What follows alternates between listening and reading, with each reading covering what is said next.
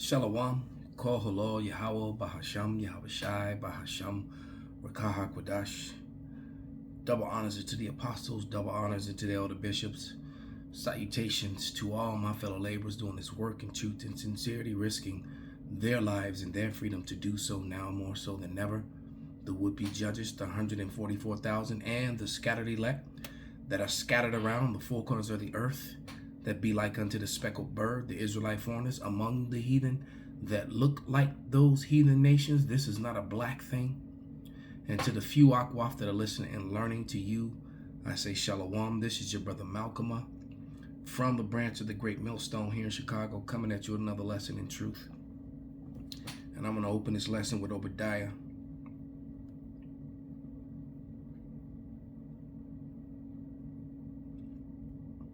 And this is Obadiah 1:6, and it reads, "How are the things of Esau searched out? How are his hidden things sought up?" And the answer to that is through the scriptures, through the prophecies. All right. Revelation 19:10 says that the Spirit of the Lord, I'll just get it.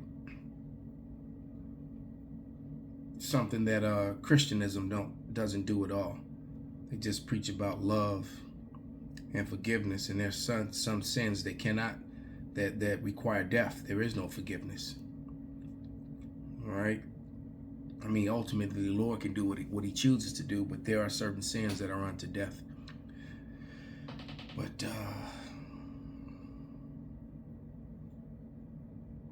what was I going for?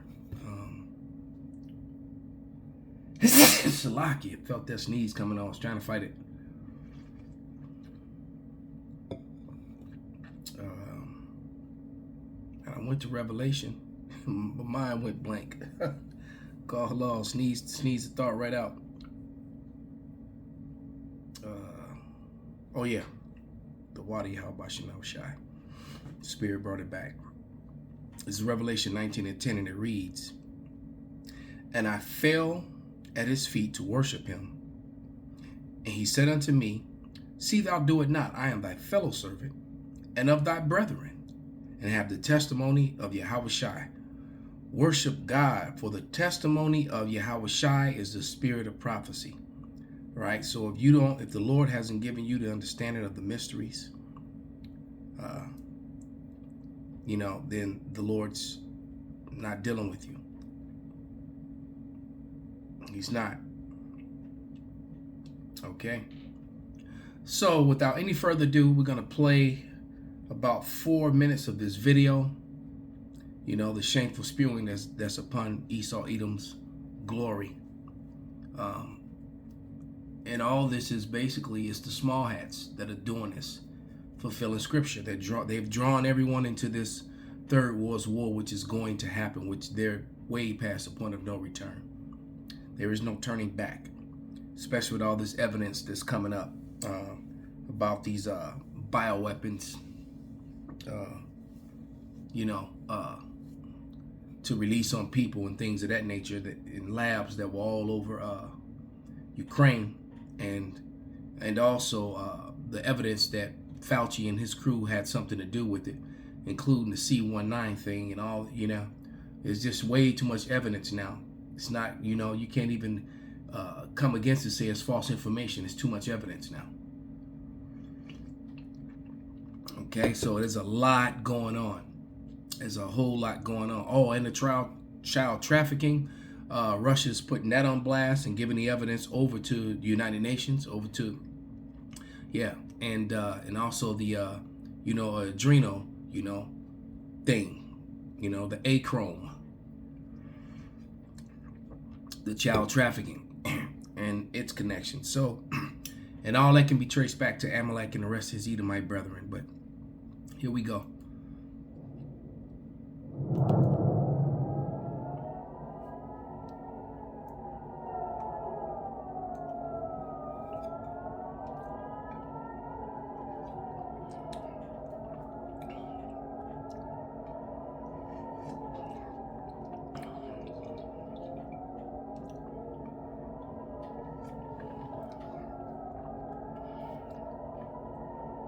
That was the video of the failed interception of a hypersonic missile from Yemen that has sent shivers down the spine of Benjamin Netanyahu's regime. The unexpected escalation of hostilities represents a seismic shift in Middle Eastern geopolitics. The Israeli military's unprecedented airstrikes on Yemen, ostensibly targeting civilian infrastructure, have ignited a robust and alarming Yemeni retaliation, showcasing an unforeseen resilience and technological advancement by the impoverished nation.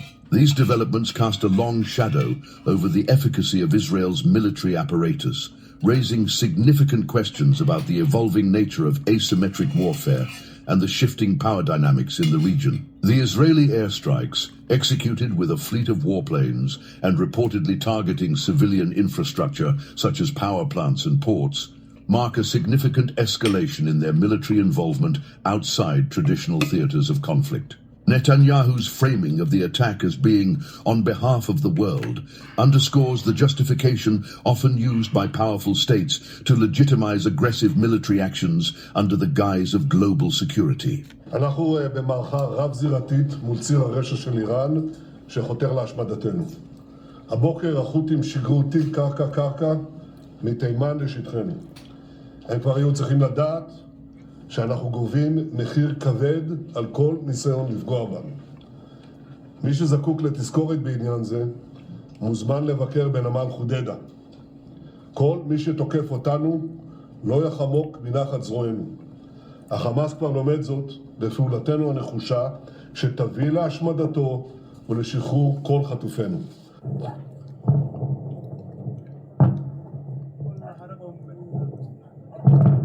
However, these justifications ring hollow for many, especially given the widespread reports from Yemeni sources that the strikes disproportionately targeted civilian infrastructure, including power stations and tugboats critical for port operations. The strikes on Hodeidah and Sana'a, particularly the systematic targeting of port infrastructure, reflect a deliberate strategy aimed at crippling Yemen's already fragile economy and paralyzing its ability to engage with the outside world. No one seems to know this, but Amazon actually has a $50 million fund that they have to pay out. Despite these aggressive measures, the Yemeni military's swift and strategic response underscores its ability to adapt and counteract even in the face of overwhelming odds.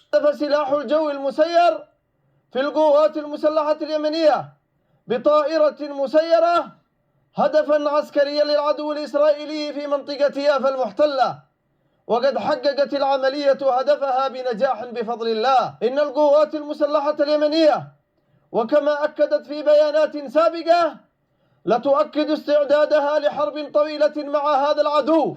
The successful hypersonic missile strike on Tel Aviv represents a watershed moment, not only in Yemen's military capabilities, but also in the broader context of asymmetric warfare. Hypersonic missiles, known for their speed and maneuverability, present a unique challenge to even the most sophisticated missile defense systems. The fact that Israel's multi-tiered air defense, including the Iron Dome, David's Sling and Arrow systems, failed to intercept the Yemeni missile highlights vulnerabilities in what is often...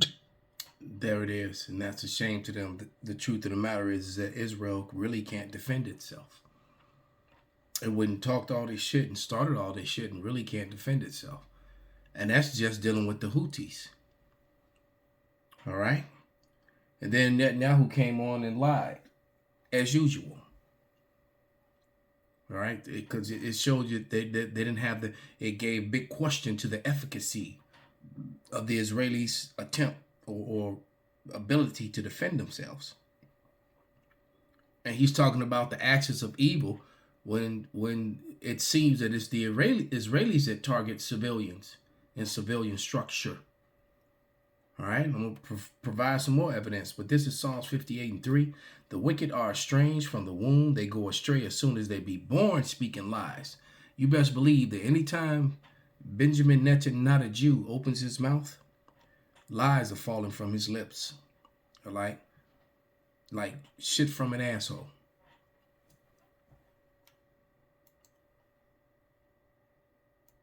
in real time, and Europe is collapsing in real time, and the epicenter of the Let's collapse hear it is again. Germany, It's just which like the way it. Europe is collapsing in real time, and the epicenter of the collapse is Germany, which of course is facing its most significant. Mind you, Germany had the strongest economy of all the European nations and was basically the kickstand that was holding up the majority of the rest of Europe. All right. And what this shows you is that the formation of the nations turning against Babylon, against Benjamin Netanyahu, well, if you can't see it, it's because the Lord don't want you to see it, and the Lord's not dealing with you. Political and economic crisis in modern history. The collapse of the German government has sent shockwaves through Europe over the past 48 hours. I'm joined today by Anna Nguyen. She's a German politician from the Alternative for Germany party. Anna is a member of the Hessian State Parliament and the Frankfurt City Council, someone deeply involved in German politics. Anna, welcome to the show. Thanks so much for joining us. Thank you very much for the invitation. Well, just as outsiders looking in here, Americans, Canadians, or international audience watching what's happening in Germany, can you give us an update on where things stand? I understand, of course, on Monday, German Chancellor Olaf Scholz, of course, lost that confidence vote in Parliament. The German press has labeled him as the most unpopular chancellor of all time in Germany, which is not surprising. But where do things stand today as we head into the Christmas holiday in Germany? Well, as of today, Scholz has actually need to ask our federal president Steinmeier to dissolve the Bundestag, which is our federal parliament, and after that, we can have snap elections on the 23rd of February. So that's the date where we will probably have, most probably have our snap elections, and then the Bundestag will be, elected. And our usual date would have been in September, but since Scholz has lost the confidence vote, the elections will take place earlier. So talk about what the German people are saying and feeling right now about their government. I mean, as an outsider, as an American, I think we saw this coming. I mean, here the United States destroyed the Nord Stream pipeline, bringing cheap natural gas to your country. The support of the Ukraine war has been absolutely devastating for Germany. Runaway sanctions in Russia, which has only elevated Russia. I mean, Russia is doing just fine and been brought closer to China, and it's destroyed Germany. But as an American watching all of this, it seemed like inevitable. You guys, shut down your nuclear power plants. You supported these crazy sanctions in Russia. Americans destroyed your Nord Stream pipeline, and now you have to buy the natural gas from the United States and other places at double the cost. Like, to me, it seemed inevitable. Did it seem that way to you? Yes, of course it did. And may I correct you, we still receive Russian gas, but not through the pipelines anymore, but through other ways, but just, way more expensive than it. So it's way more expensive now to get gas than it was, and the economy has been destroyed as a result of what America did to the Nord Stream pipelines. Basically, definitely not thinking about the welfare of their allies. All right, America first, and Europe is starting to take the Europe first attitude. And so these Edomites are extremely divided, and a house divided cannot stand. All right, let's grab that since I said it. So Mark 3:23, and it reads, "And he called unto him and said unto them in parables, How can Satan cast out Satan? And if a kingdom be divided against itself, the kingdom cannot stand. And if a house be divided against itself, that house cannot stand. And if Satan shall rise up against himself and be divided, he cannot stand but have an end." So this so-called white man, Esau, Edom, is the manifestation of Satan in the flesh here on earth. Just like the Israelites are the manifestation of Yahushua, who the world ignorantly and fraudulently called Jesus Christ. Satan has his counterparts here on earth, and they're Esau, Edom, the so-called white man. All right, and they're not standing together. They're at war with one another. When the Israelites were together in the ancient world, all right, during the reign of Solomon, during the reign of David up until Solomon, all nations took the knee, bent the knee. And so Esau came into power. Job 9:24, the earth was given into the hand of the wicked. Daniel 4:17, he set it up over the world, the basis of man, the lowest of men. That's Esau, Edom. And now the time of the Gentiles has been fulfilled. They're fallen. There's no more wisdom left in Teman. They're embarrassing and shaming themselves. Let's jump to the 8-minute mark.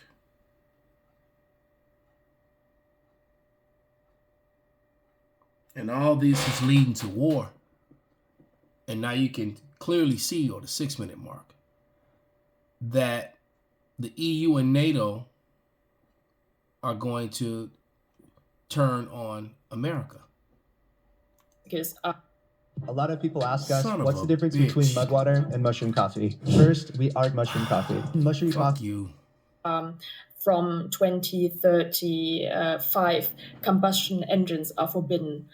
Our chemical industry is suffering because they don't receive cheap gas from Russia anymore, and a lot of other industries too. So, the backbones of under our industry of our economy are actually collapsing, and a lot of people are losing their jobs.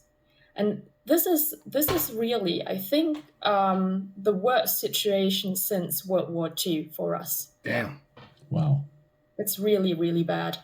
And What- obviously, we also have an energy crisis. So energy prices are the highest all over the world due to you've said it already, due to us having shut down our nuclear plants. And it's really bad.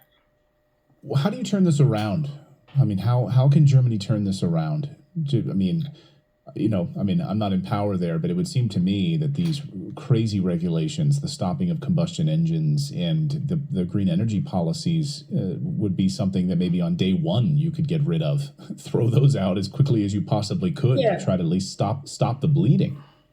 And yeah, that's what only the alternative for Germany wants to do. So only us want to reform or even leave the EU. We want to get the power back Did to you the hear countries, that? to the south. They want to leave the EU.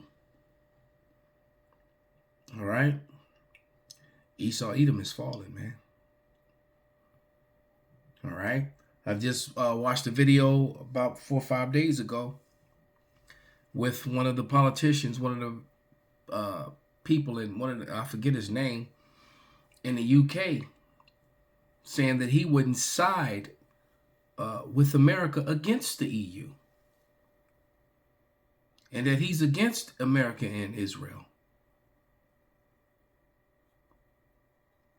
Okay?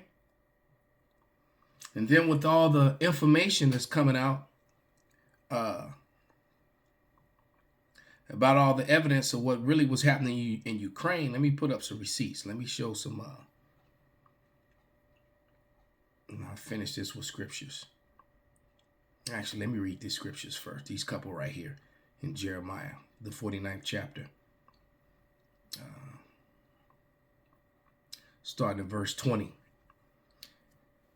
And it says, "Therefore hear the counsel of Yahweh that he have taken against Edom and his purposes, that he have purposed against the inhabitants of Teman.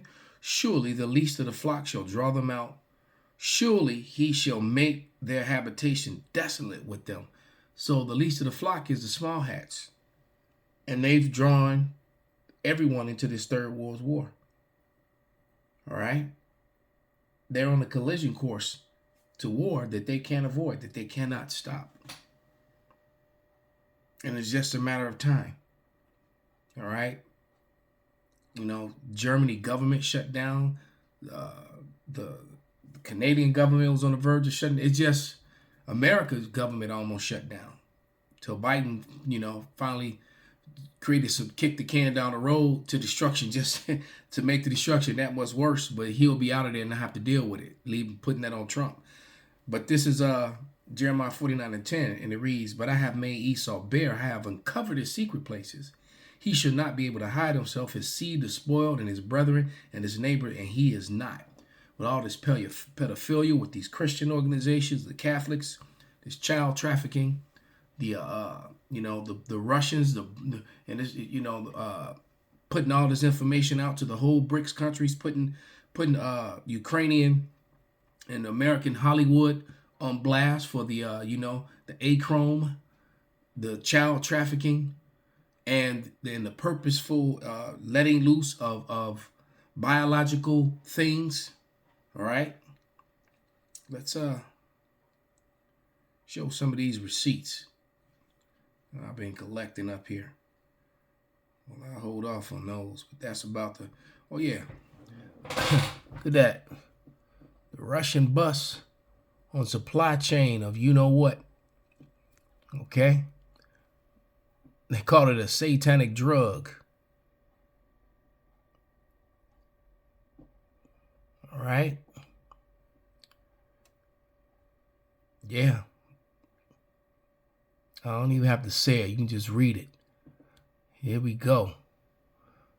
This is, oh yeah. U.S. Department of Defense come clean and admits in public document that there are 46 U.S. military-funded biolabs in Ukraine. All right? 46. Okay? Yeah, this asshole. Let's put those two things up again. Because the evidence is just too overwhelming. They're not going to be able to hide it. And I guess Hunter got off because he got pardoned with any connection he had to this, making money. But I don't know if that's going to... Oh, yeah, I think they're talking about giving him a pardon before he even go to court. Okay?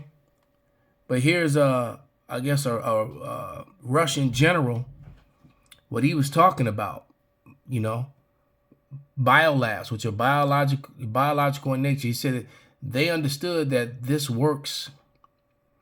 Oh, this works, and that they understood that this works, and that by creating artificial crisis, C19, all right, and there has been no single refutation to the documents represented. They sent 2,000 pages of these documents to the United Nations, man. These people are exposed. They are, and this third world war is going to happen, man. Shameful spewing upon their glory. All right, let's get a couple more scriptures and wrap this up. And you know, this is devastating to the Edomite cause, man, to what they're trying to do.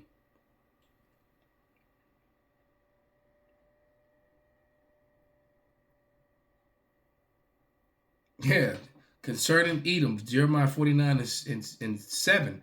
Concerning Edom, thus saith Yahweh of hosts, is there no more wisdom in Teman?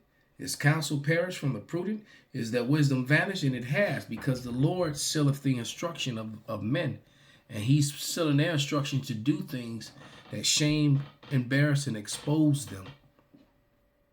All right? They just can't seem to get it right. And all this adrenal, C to the H to the ROME.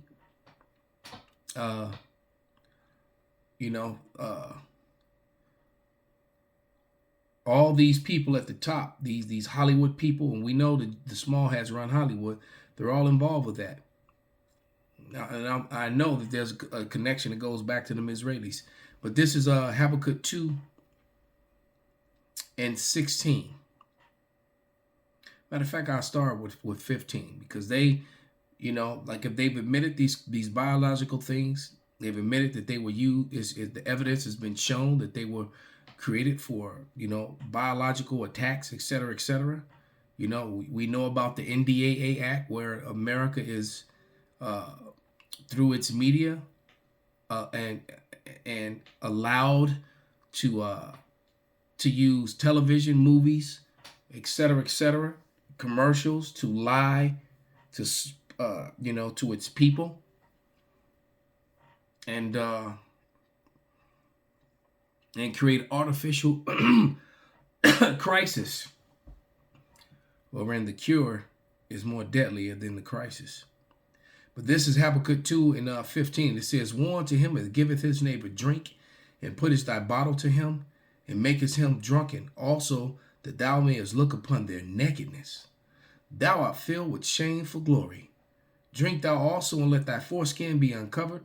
For Yahweh's right hand shall be turned unto thee, and shameful spewing be upon thy glory." So, you know, the so-called white man is getting put on blast worldwide, especially the Western ones. All right, so with that, I'm going to give all praises, honor, and glory unto Yahweh, Bahasham, Yahweh Shai, Bahasham, Rakah HaKodash, Kwam Yasharala, Abba Babal.